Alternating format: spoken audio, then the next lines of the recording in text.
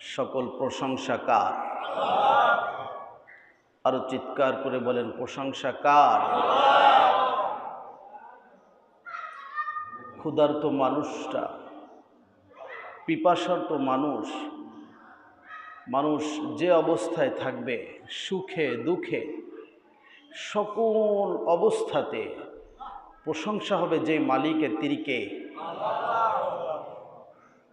সকলের দিলে এ বিশ্বাস আছে তো? এই জন্য আল্লাহর নবী বললেন, আউয়ালু মা ইউদআ ফিল জান্নাহ, কাল কিয়ামতের পরে সর্বপ্রথম রব্বুল আলামিন জান্নাতে যাওয়ার জন্য যে সকল মানুষগুলোকে আল্লাহ পাক ডাকবেন, আল্লাহর নবী ঘোষণা করলেন তারা হলো আল হামিদুন।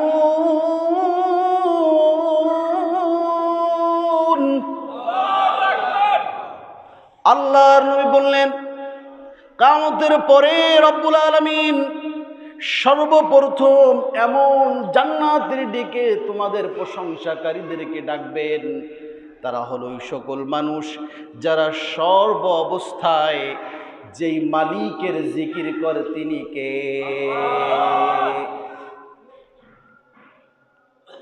কেমন জান্নাত দিবেন? আল্লাহ নবী বললেন, ও আমার সাহাবী, ও আমার উম্মত, ও রবের গোলাম, তোমার মালিক তোমাকে কেমন জান্নাত দেবে তুমি জানো? লা আইনুন রাআত ওয়ালা উযুনুন সামিআত। আল্লাহর নবী বললেন, ও আমার উম্মতেরা শোনো, এমন জান্নাত তোমার রব তোমার জন্য বরাদ্দ করেছেন, প্রশংসাকারীর জন্য বরাদ্দ করেছেন। পৃথিবীর কোনো চোখ সেই জান্নাতের দৃষ্টান্ত দেখে নাই, জান্নাতের কোনো চিত্র দেখে নাই, জান্নাতের কোনো আওয়াজ পৃথিবীবাসী শুনে নাই। ওয়ালা খাতারা আলা কলবি বাশার, পৃথিবীর কোন মানুষের অন্তর জান্নাতের চিত্র পরিকল্পনা করতে পারে নাই। আল্লাহ নবী বললেন, ও আমার সাহাবী গোলামেরা শোনো, আল্লাহ রাব্বুল আলামিন এত সুন্দর চমৎকার জান্নাত প্রশংসাকারীর জন্য বরাদ্দ করে দিয়েছেন। এই জন্য বলি প্রশংসা কার? ওয়াস-সাররাই ওয়াজ-জাররাই, সুখেও প্রশংসা যার তিনি কে, দুঃখেও প্রশংসা যার তিনি কে। জমিনে সকল প্রাণীগুলো যার প্রশংসা করে তিনি কে? আল্লাহ পাক বলেন, সূরাতু আলে ইমরান খুলে দেখবেন, সূরাতু আলে ইমরান খুলে দেখেন 191 নং আয়াতের মধ্যে রব্বুল আলামিন বললেন, আল্লাযীনা ইয়াযকুরুনাল্লাহ।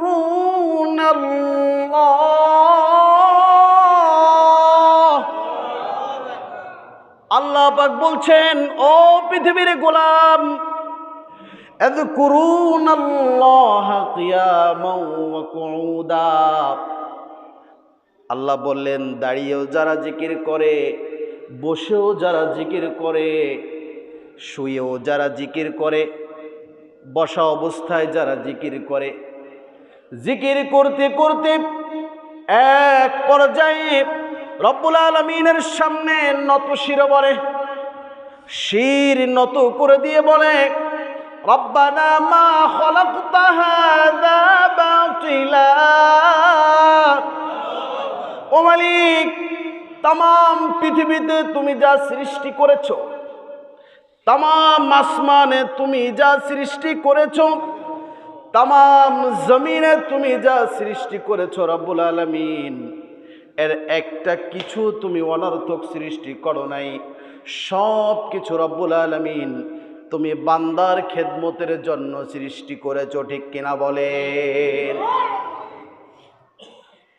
এই জন্য আল্লাহ পাকের নবী বললেন, পৃথিবীর সকল অবস্থায়, প্রতিকূল অনুকূল সব অবস্থায় উম্মত যখন তুমি রব্বুল আলামিনের প্রশংসা করবে, কিয়ামতের পরে সকল বাধাকে পেরিয়ে যেই মালিক তোমাকে জান্নাতের ফয়সালা করে দিবেন তিনি কে?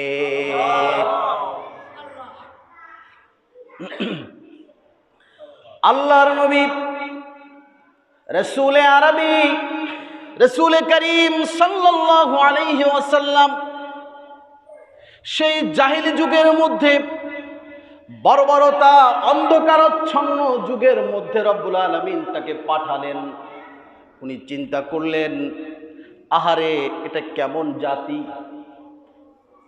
কেমন জাতি এরা, জীবন্ত সন্তানকে মাটিতে পুঁতে দেয়, গেঁথে দেয়, বাবা মা আত্মীয় স্বজন কারো প্রতি কোনো সম্পর্কের প্রতি খেয়াল রাখে না, এটা আবার কেমন জাতি?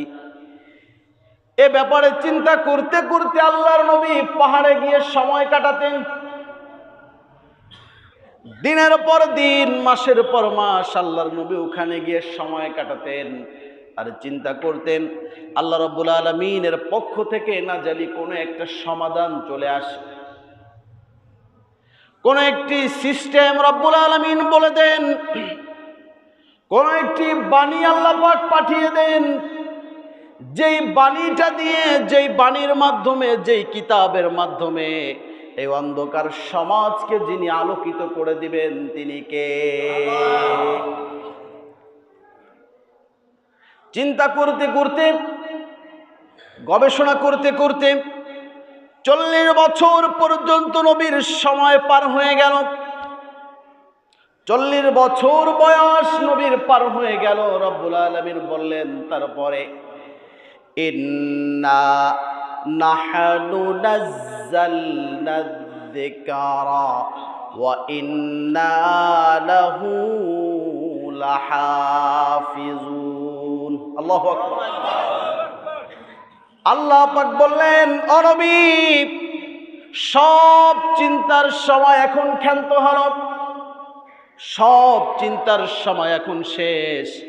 আমি আল্লাহ পাক আপনাকে যে কোরআন নাজিল করে দিলাম, এই কোরআন দিয়ে আজকে থেকে তামাম পৃথিবীর সকল ব্যবস্থাপনা কিয়ামত পর্যন্ত, যদি কোনো জাতি, যদি কোনো জনগোষ্ঠী, যদি কোনো দেশের মানুষ, যদি কোনো সমাজের মানুষ নিয়ম ফলো করে কোরআনকে আইডল করে চলতে পারে, আল্লাহ রাব্বুল আলামিনের নবীর জবানে আল্লাহ পাক বলে দিলেন, ওই জাতিকে হিদায়াত দিয়ে যিনি জান্নাতে ঢুকিয়ে দিবেন তিনি কে?